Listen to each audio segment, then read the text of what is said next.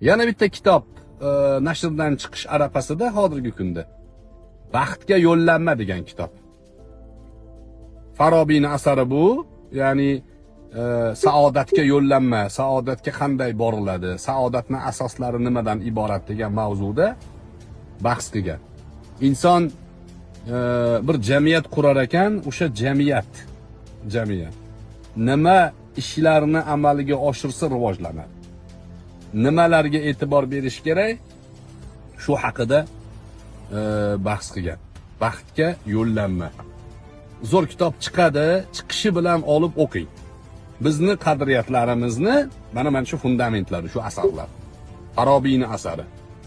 Abu Nasr Farobiy. Bu anu Hawkins deganlarini ko'rdik. Epshteynni orolda yuribdi. O'zi negodni hech joy ishlamaydi. Epshteynni oroliga olib borishgan. Nimaga? Bularni reklamalari asosida insonlarni chalg'itish uchun oldinga surilgan axlatlar bular. O'rnini to'ldiradigan mavzu bizni qadriyatlarimizda bor. Farobiy birlamchi, ro'yxatda turish kerak. Farobiy, Ibn Sino, undan keyin markazda Abu Hamid al-G'azoliy, undan keyin Ibn Rushd. Hozirgi ro'yxatda mana shu asarlarni tarjimasi ustida ishlayapmiz.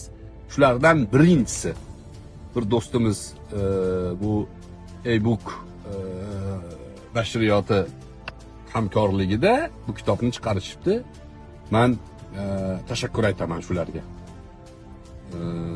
Baxtga yo'llanma.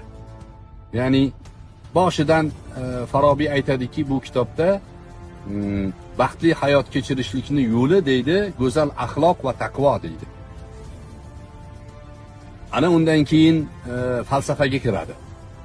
Har qanday ilmning kaliti falsafa deydi. Falsafiy tushunish. Buni isbotini ko'rdik. Misol uchun tarixni biz oddiy tarix sifatida o'rganardik. Farobiy Ibn Xaldun chiqdida tarixga falsafiy nazar bilan qarashni kashf qildi. Va natijada nima bo'ldi? Jamiyatshunoslik degan ilm kashf bo'ldi. Tasavvur qilyapsizmi? Jamiyatshunoslik degan ilm kashf bo'ldi.